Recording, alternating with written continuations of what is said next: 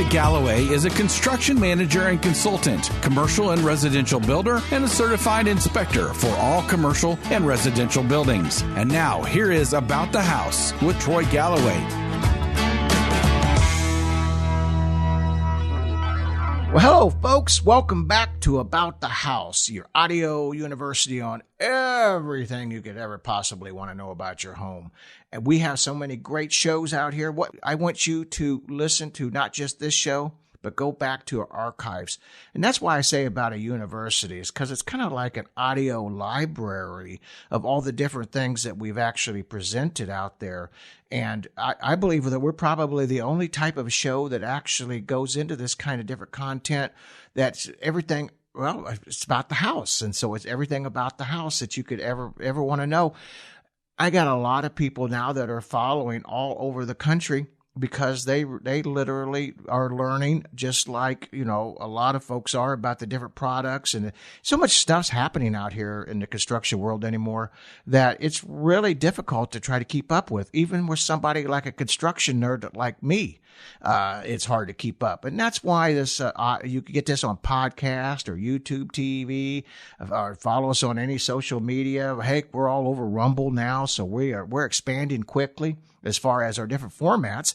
And after you listen to the show, I want you to, if you would please, hit like and subscribe to whatever format that you're listening to, so you can get all the newest of us, not just the radio shows, but all our videos. You know, I mean, we got several hundred of them out there, and it is a lot of fun, a lot of education. We don't really ever try to advertise anything out here. We just is all about just education with fun.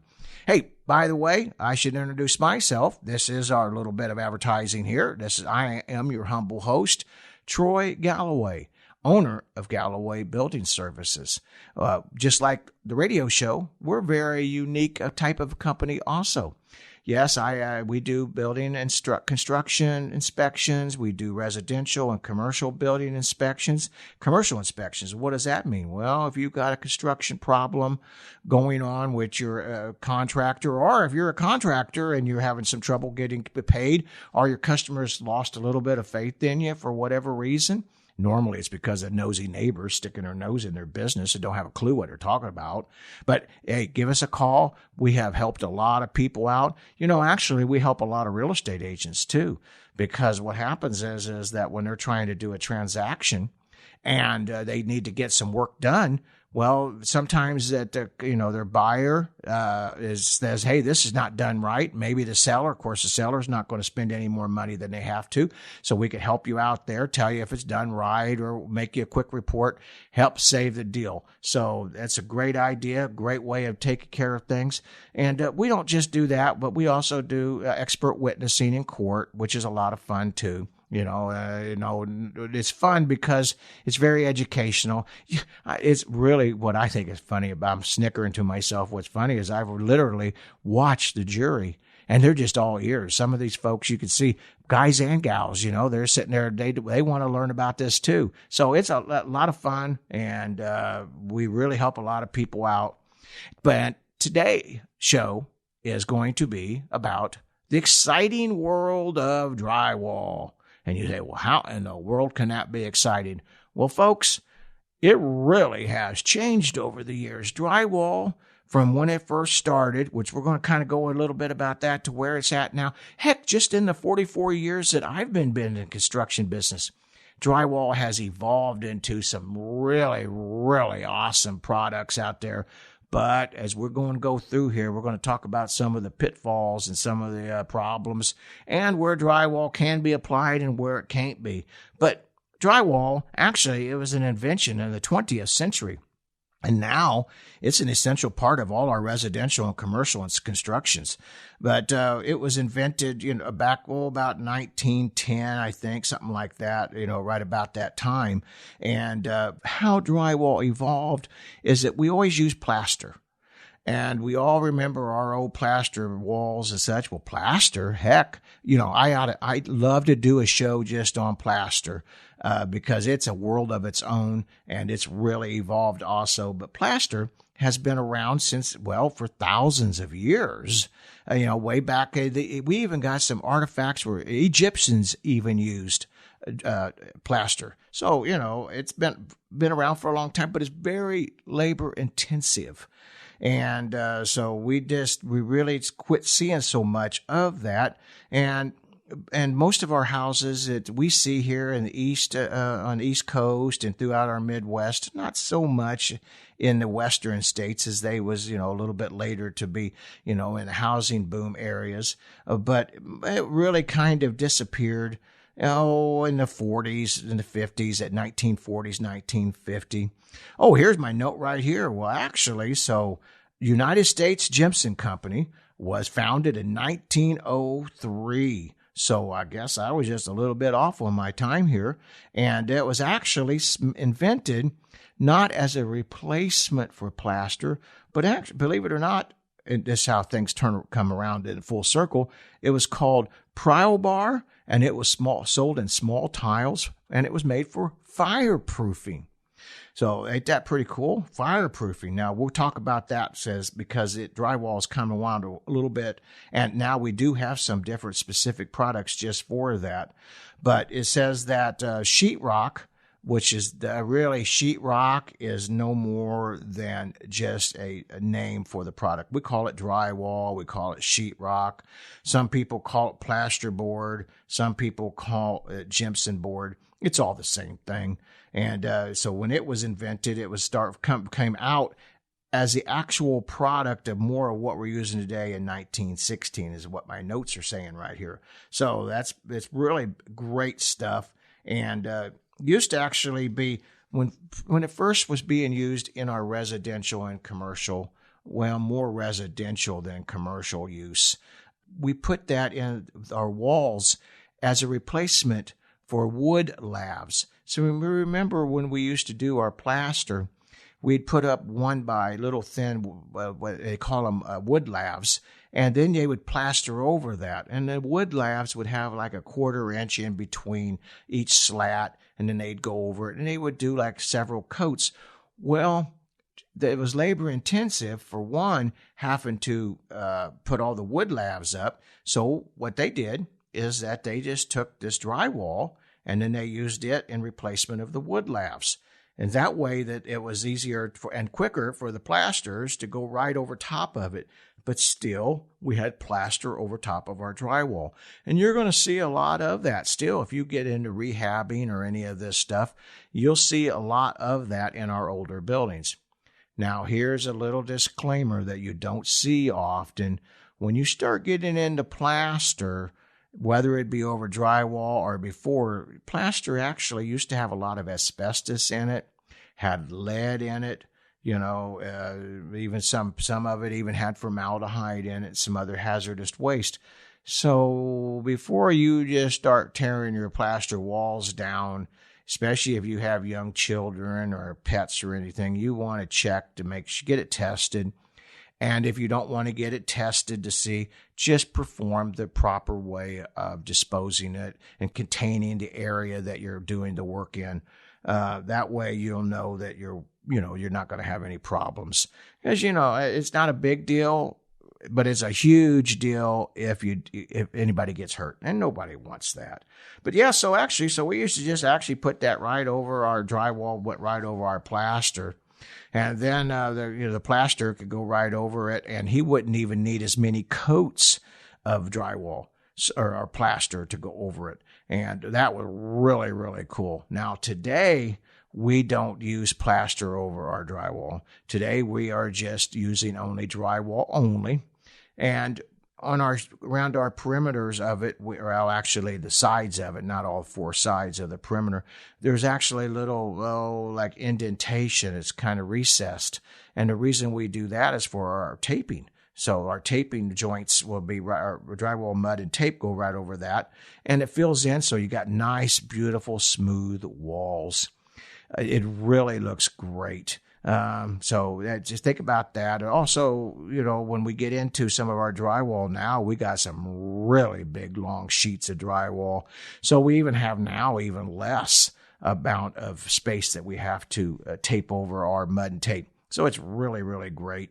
So I guess back like in 1949, the Housing Act, we had a lot of it was after the war, World War II, and we had just went through a Great Depression, which we won't need to get into that. I think most folks understand what happened at that time. But then we had the war. Well, we had all these people come back, all our men and women coming back from the war. Well, we needed housing for them. We needed jobs for them. So we had a big housing boom. And part of that was actually because of the Housing Act in 1949.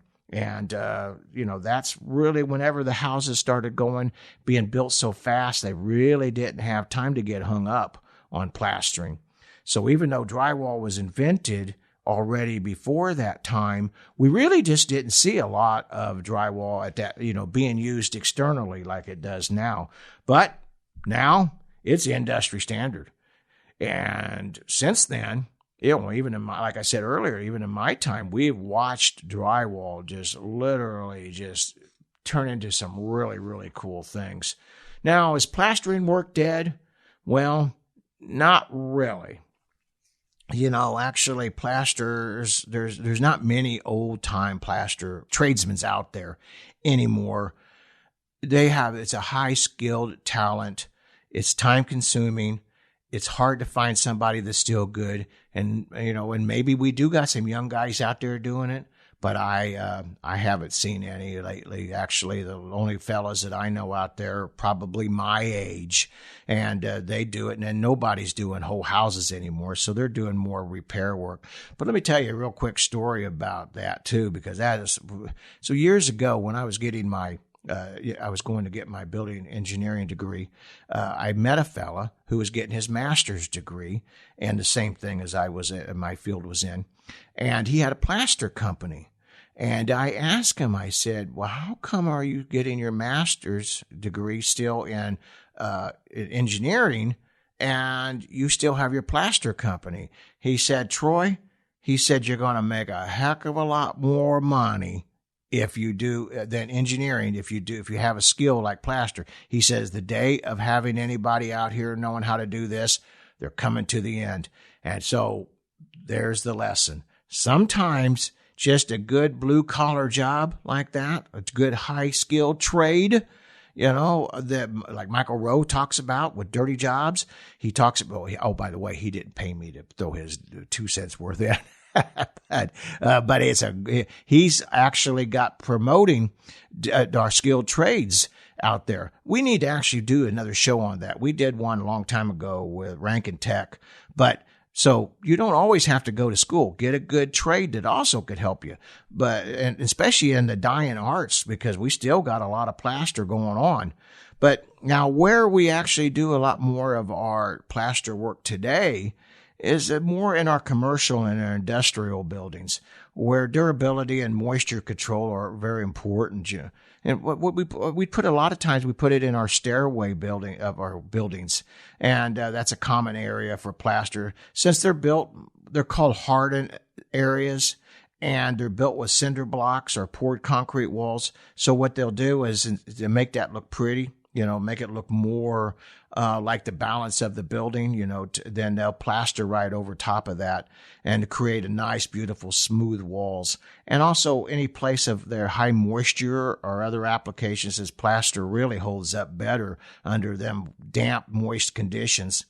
And so put it in a hardened area. So when you go down your stairways if you get into a commercial project or something, you'll see that that's absolutely something that's happening. And now you know why, right? So, all right. So let's move on down here. Let's talk about a little bit more about drywall. We don't want to get too much more into the plaster, but that's a world of its own and a lot of fun to learn about too. But today, in our drywall, they come in almost any size sheets that you want. So you can actually cover up some walls pretty quick. Now, I'm not going to get into a whole lot of detail about installing drywall because some of that really should be an audio, video type of thing so you can see and hear at the same time as you're explaining it. A lot of great YouTube videos out there on that. But, we got drywall sheets that are, 4 foot, some of them even more wider than 4 foot now. for tall walls, so you don't have to have that split section in there. Where if you got a tall wall, instead of 2 sheets, it's we're 4 foot, you have to have 3 sheets. Now they got them so you could just do 2 sheets, but they go up to 16 feet long. Well, wow, you can cover a lot of wall space pretty quick. And here you go, folks. The less drywall joints you have, the less areas you're going to have for imperfections, you might say, where you can see it humping out, and a lot less work. What I mean by humping out is if you look down your wall, and actually, that's a good trick here too. I'm going to tell you about that in a second here. So when you're looking down your wall, you don't see it kind of bowing out or bowing in as much. You're going to get a little bit of irregularities because your studs are not always perfectly straight. But here you go. So whenever anybody does hang any drywall, and for you, before they put the primer on it, then just take your big light, look down the sides of the wall, look down and see if you see any bumps or see any kind of nails coming loose or anything, and we'll talk more about that at the end of this show, but that definitely will help. Now, primer, when you throw the primer on your drywall, if you got sins, it's going to show it, and it's going to show it quickly. Problem is, you can't really sand that drywall mud off of it after it's been primered. So let's try to jump out ahead about that. Well, so we're going to talk about the different types of drywall out there, because like I was saying earlier, there's all kinds of drywall out there that we have today. And we have our regular drywall, or some people call it whiteboard, and that's what we use on all our interior type work. They have actually a smooth board, which is a little bit more expensive than your regular drywall board, because some people we really love our smooth ceilings. And so on ceilings, we talk about that. You see the old sand finishes and the swirl finishes on ceilings. Well, the reason that we did that as builders is because drywall, taping and finishing on a ceiling is a lot more labor intensive. So we could get a cheaper price if we put a little texture on our ceiling, because it was less work for the drywall tapers. And but we really kind of was getting away from that because it was a nightmare. As you all know, the popcorn ceilings and that stuff, what a sand finish nightmare is trying to patch anything that on your ceilings.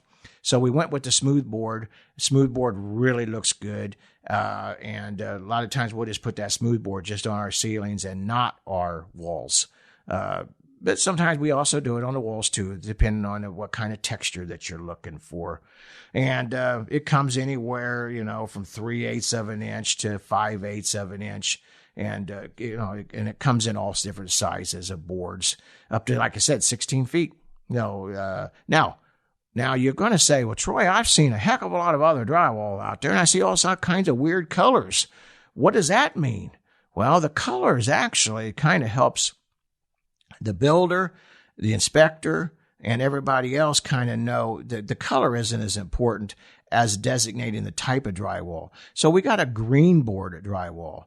It's also known as a moisture resistant. Get that now, not moisture retardant, moisture resistant drywall, and has a green covering on it. And they claim that green actually helps keep it. That's what makes it more moisture retardant, but not really. It's more just an identification. And it is a little bit more expensive than your regular drywall, but as we go down through here and some of these other boards that you're going to find, they definitely cost a little bit more. So we don't want to just stick it all over the house, but we usually use that, the green drywall. We usually use tile backer. We got all kinds of different cement board backers and such, but this is a more economical way to do it. And it really does work good. We use it in bathrooms, basement walls, right? Basement walls where we're drywalling because of any kind of moisture. Around kitchens, laundry rooms, utility rooms, etc. Now we also have Blueboard drywall. It's also known as Plaster baseboard. Blueboard is used for a veneer plastering. So yes, we still do that. We still put that on top of our studs and then plaster over it because we like to have that plaster texture. And that special Blueboard, because of the moisture coming up in it, it literally will help you hold the plaster on better instead of getting them plaster pops where it starts cracking and such coming off. And we'll talk about that again, like I said, in another show when we get into plaster. But it's definitely, it's high water and mold resistance, good things. And there are fewer steps involved when you use veneer plastering. And Blueboard is not made, now remember this, it's not made for mud, tape, or paint. It's made for applying for plaster over it. Or there's other applications too, but we'll get into that. There's only so much we could get into this one, cram all this information in one show. But it works extremely well in bathrooms or places where a whole lot of moisture. But you know what else is cool about the Blueboard? It also is it helps reduce sound. So that's something to think about, especially when you start stacking up your drywall. Sometimes we'll put different layers of drywall, and we'll talk about that too. But we'll put that in there. Now, underneath that drywall, and then we maybe put another soundboard on top of that of drywall, and that helps deaden the sound. And going to do a whole show just on soundproofing here. Maybe we'll do that here sometime coming up in the next month or so, because that's a really great subject and really advancing quickly. But, here you go. Paperless drywall. You say, what? Well, how's drywall even made? Well, drywall is a gypsum type of material that's sandwiched in between two pieces of paper. And so paperless drywall, it's been replacing now paper drywall because paper actually has a problem. Well, it has a problem with mold. It's the paper that molds. Termites love it. Actually, that's a good little trick to look for your termites. If you want to see, you'll see little black specks where they literally, the termites have been eating through and leaving their feces behind, staining your drywall. So they love that paper. But this type of drywall is covered now. This is with fiberglass instead of paper. Isn't that cool? Fiberglass. I told you guys, folks, that this drywall's come a long ways, and it protects the gypsum board from rot, and it even has a higher resistance to mold and mildew. And, the quality of the board is a little tougher than the regular drywall, but I'm hearing from a lot of the construction pros out there, they find it easier to cut. So that's a plus. Now, I don't know that it's really regular drywall is difficult to cut, especially if you watch these guys that are knowing how to do it. That's fun to watch them. They just score one side, bend it down, snap it. Them boys are a breed. They're just a ball to watch when they're rock and rolling and putting in this drywall. But paperless drywall has some slight textures that does require some applying joint compound to achieve a smooth, clean finish, drywall finish. But paperless. And now be heads up on that one, because that's a product that definitely is going to continue evolving in the industry for a lot further, because it's got so many great opportunities to advance. Now we're seeing a lot more of this is purple drywall. Yeah, purple. It looks like a dadgum rainbow in some of these houses with all the different color drywall that you got. Sometimes you feel like, well, maybe I shouldn't even paint this stuff. Yet you got to paint it because you're a drywall bud. But you really do need to, all the different colors. It makes it pretty bright in your house. But purple drywall, it offers the same advantages as regular drywall, okay? But it has a superior moisture and mold resistant characteristics to it. And it can be used with all walls and ceiling applications. And you'll see a lot of this in bathrooms, and is ideally suited for enhanced moisture and mold resistance where desired, like in your bathrooms, where you might be able to where you have some of these issues. Now, Greenboard was more something we used. We're seeing more purple out here now. If it's going to be in contact with water, I highly recommend that you use purple drywall, the purple color in drywall. Now, like we talked about the other, it's great for being a backer board or things like that, but just the purple drywall. Isn't that something? Now, here's the one a lot of us talk about out here, is that we call it Type X drywall. And it's a fire resistant. Now, remember earlier in the show, we talked about that, where how at the beginning, drywall was first used and invented for fire resistant. But now it's come so much further.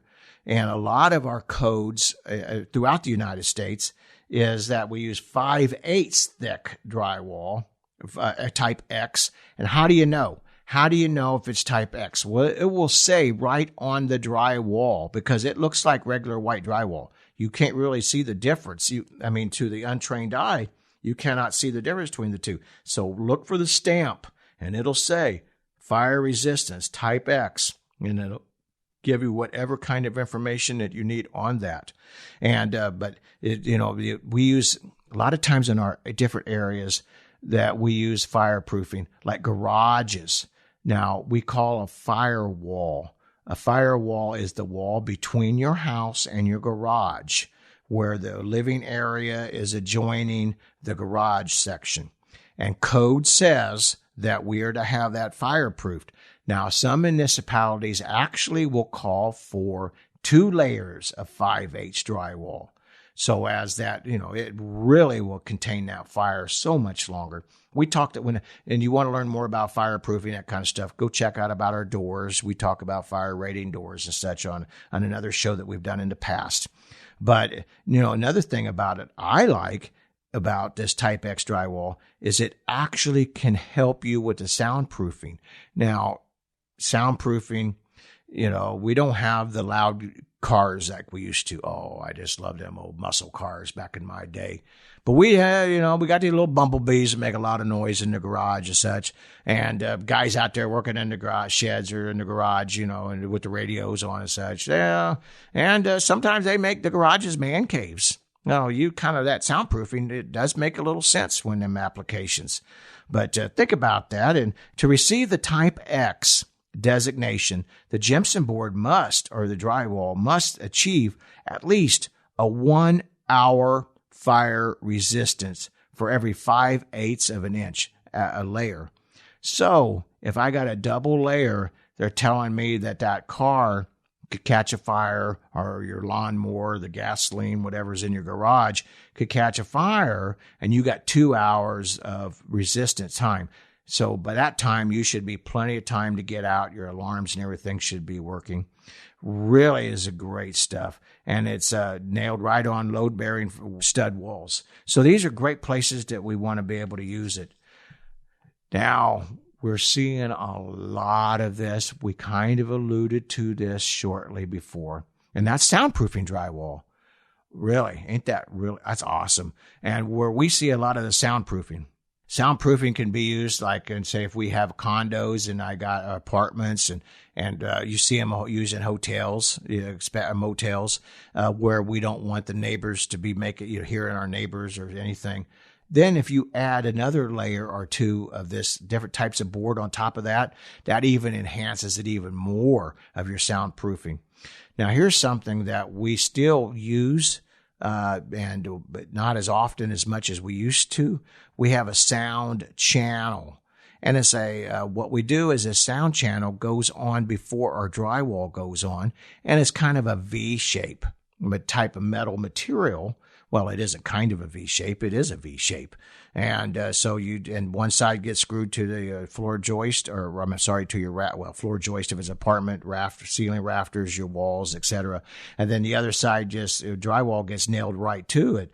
Why that's important is because that gives you you don't have that contact all the way through where that sound travels. Now, like I say, we're going to talk about that in other shows, and probably maybe even do some videos on that, because it's really that cool. Soundproofing is getting more and more in demand, for kids' bedrooms, things like that. People loving their music, countless things. So now, this drywall, soundproofing drywall, it's a lot denser than regular drywall. So It is. It's a little harder to cut than other types of drywall, but any area that you need to have that, you can actually put this in. And listen to the others, add some of the other drywall over top of it. It's not fireproof, but if you wanted to have a little bit of, if you put that behind your Type X of your garage and then you apply that to it, you really got a good sound barrier. A lot of people are now doing podcasts right there in their homes. A lot of people are recording, have home recording studios. Perfect. Oh, now, I don't know. I've been complained about in the past where they said, you said this was soundproof drywall, Troy, and I can still hear my son playing them dadgum drums down in the basement. Well, I don't know what to tell you about that. I just hope that he gets a little better or at playing the drums, or maybe you could put a little something, sponges or something on the end of his drumsticks. I don't know, but that would help a lot to help keep that sound from going in. And there's a lot of other neat things that you could do. And like I say, we'll do a show just on that here in the future, that with the different types of drywall. So nowadays, drywall installation is pretty easy. And but I do highly recommend, if you're not a handyman kind of a person, that you really do want to get a professional to hang it and finish it. Hanging it ask any taper, drywall taper. Hanging it is the first secret in getting a proper finish. If I can get a company that will hang and tape, that's your best bet. But what we have are two different trade unions out there, at least in the Midwest, where the two different trades unions come in, so they won't do both work. And so if that's the case, and if your hangers are not the same company as your tapers, good tip, I want you to go get your taper before you pay that hanger a dime. Have the taper come through there and look at it. Make sure that it's been all hung properly so his job is not a nightmare. But here's another one. Before you actually start hanging it, I want you to have your hanger to come through there to make sure that all of the framing material is right. What do I mean framing material right? You want to make sure you got the right backers, you got the right corners, you're not missing pieces of lumber so that the hanger has something to attach on, that's his material on, that's secure. Because if not, and that stuff's hanging, well, you're going to get a poor installation, you're going to get a poor finish, and it just goes downhill. So, proper pecking order. Framer's done. Before the framer gets paid, you have your taper come through. I recommend you get your drywall hanger to come through to look at the framing before you run the mechanicals, your electrical, your plumbing, your HVAC, etc. That way, if they have to do any cutting or anything, they can go right in there. Now, that's, you're going to ask them to do it, but when you ask your hanger to do it, he'll understand why, because he's going to want to do a great job too. And he's also not going to want to have to fight it out. He's not going to want to add anything. Then, when your hanger's done, you have your taper come through before you pay the hanger and make sure that it's all hung properly without having any kind of major problems. So them are really great tips that'll save you this is some of the reasons we get called in our construction inspections or doing expert witnessing and construction work, is because of this kind of poor quality, what's going on. Now, some of the other things now when we hang on our drywall, we also like to glue our drywall to our studs and to our ceilings. And you would just put it right to it comes in a quart caulking gun. We just apply this adhesive right to our studs, our floor joist, our ceiling rafters, depending on if you're in the upper or lower end of the apartment building or 2-story. But so you hang that, and then we use nails only around the perimeter. And then we take our screws, we screw off the field. That's the insides of it. Now, why we do that? Well, drywall screws don't back out as easily and get the nail pops. Them nasty little bumps that look like it's protruding out of the side of your drywall. We don't get near as much of that with screws. But hey, screws do back out. That's a BS story where they say they don't, because we've all seen it countless times where the screws will back out on you. But the nails will do it more than the screws do.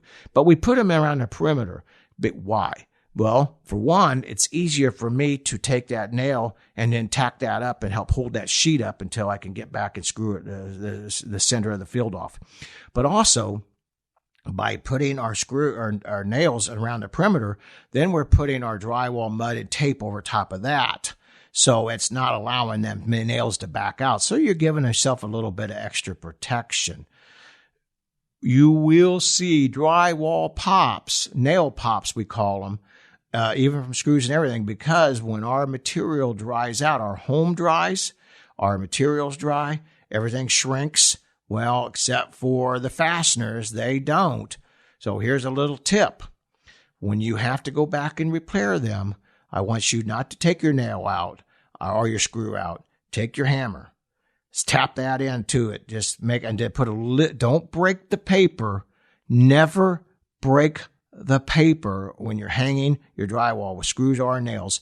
And but when you're repairing it, you just tap that in. You leave a little divot in there, a little bit of a dent where your hammer put a little bit of dent to set that in there. That way, when you do skim coat back over the mud or whatever sealant that you're using to go over top of that nail pop, that gives it something to fasten onto and hang on to. It's real simple, but don't break your paper. You break the paper, you've lost your integrity. It doesn't hold anything. Plus, it also allows a lot more other problems to go along with it. Now, it usually takes a good drywall taper, a couple of coats to go through the house. You got your bed coat, and then you got your finish coat. But for a lot of us, I say honestly, we're probably doing 3 to 4 coats. And when you're doing your drywall taping, if you're doing it yourself, it's better to do 3 coats than sand a bunch. Now, that's the glory of drywall mud, is that you can sand it off. So if you make a mistake or you get too much of a hump in it or build up too much, you can sand it off. But my stars, that dust goes everywhere. It gets down in your furnace. It gets inside your ductwork, makes people sick, people with allergies. So you want to keep that as dustless as possible. So just try to skim coat it if you have to. Like I say, if you have to, skim coat it 2 or 3 times. Just over your nails and over your drywall joints. Don't need anything in the field anymore. It's not plaster. It's drywall. That's the glory of it. Now, you'll say, well, that's not what I see in my garages. That's right. In our garage, it's a little different. So in our garages, we call it fire taping. The only reason we even tape that is to stop that to cut down any kind of air gaps that can actually help let the fire through. So all that is all we're really doing is just retarding the fire from passing through it. So that's where we actually put our beginner drywallers out there. Tapers is out in the garage, and that's where they learn how to bed coat and everything and take care of it. And that's why you see in your garages, you don't see a fancy finished job. It's about fire retardant, fire resistant. It's not about pretty. If you want to pay the extra, the guys will be tickled to do it, but it does cost extra to have that done. Then what we actually do is if you're trying to learn how to do this yourself, then or if you want to do part of your own job yourself, then you can go into your closets. And why we do that then, so the guys, when they get good enough at taping out in the garages, then they go into the closets and we let them do that. Why? Well, we don't have the lighting's not going to show you the sins of the poor taping job, so it doesn't have to be as perfect. The lighting's not so good, the shadowing and everything. So if you want to do it yourself, that's a great way you can help save yourself some money. It's a great way that you can have an opportunity to learn. And if you are a fellow that's starting your own construction company, this is a great way for you to get your people to do it also. All right. So then, if you get too much mud, once again, what we do is that we'll just go right there and just have to sand it down. Now, we do have some instant muds out there that's 20-minute, 30-minute, 45, 60-minute mud. Usually comes dry. You mix it up with water. That's very, very hard drywall mud. Some of that you do not want to have to sand because it is tough. Now, there's applications for that. that we do recommend, especially my tapers. They like to, if they're actually buttoned up against a plaster wall, they'll use that kind of material. So as it transitions over to that, so that's a great spot for it. Or, if you're really good at it, and you want to do your nail pops, that's a great place to also do it. But like I said, you don't want to have to do any more sanding on that as possible. If you're a good drywall taper, you honestly don't do a whole lot of sanding. You really don't see a whole lot of drywall dust in your house because they don't want to hit heck fire. They don't want to have to do it either. They don't want to have to. They want to just rock and roll and tape and get out of there. Nobody likes to sand. Oh, that's some of the areas that we also do it. Oh, here's a good tip now. Sometimes we get a rupture in our drywall. And what do I mean by that? Say I got a nail that's not quite set, in my stud wall, and I put that drywall up and it breaks it in my drywall in the field or anywhere. Hey, or if something happens to it that it just ruptures it and it's no longer smooth. Don't try. Folks, I've done this years ago. I tried, and all I did is just embarrass myself. And I always kind of thought that I was a pretty handy little taper. And you just can't get that rupture out of it. It looks like crap from then till forever. And it don't get any better. So, secret. What we do is we just cut that out, get that loose stuff out of there, and put in a good heavy compound. And if you're a good taper, then you could go over top of that. With whatever tape or mud or whatever, that a good taper could do. They could do miracles. These guys are just, they are definitely a high skilled quality tradesmen out there. So that's a great spot. Now, drywall mud, we have different types. We already talked about the instant. Then we have our regular compound, and regular compound is always used. At least I love to see it only used on our bed coats, because it is harder. Then we have a lightweight mud. Lightweight mud, or a topping type mud, it's your finish coat. It's easy to sand, the light coat, and it goes over top of your bed coat. But it's light. It's not as durable. So you really want to make sure that you get that other taken care of. Now, I do want to make sure that you take care of it properly, I guess I should say. So I had a couple questions as I was presenting this, talking about doing this show. And so one of the things that we talked about is the Chinese, they wanted me to bring up, was the Chinese drywall. Now, we really don't see much of this as much as we used to. But the Chinese drywall it was Chinese. It definitely come from China. And it was horrible. It was a hazardous waste. What it was is it puts out a heavy sulfur smell like rotten eggs. And it had health issues. If you had asthma or coughing, it caused headaches, sore throats. There's nothing you could do about it. The only that I know of, I could be wrong. And hey, if any of you folks out there know of a better solution than I'm getting ready to present, please contact me at GallowayBuildingServices.com.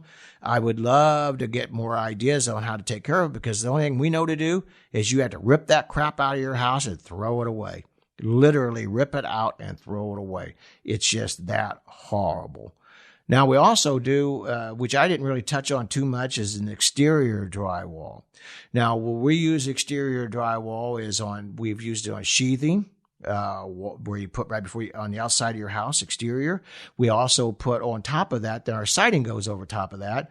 And we also use it on porch ceilings a lot. Not as often as we used to, either one. We used to use a lot of exterior drywall for our porch ceilings back when I was framing in the 80s and the early 90s.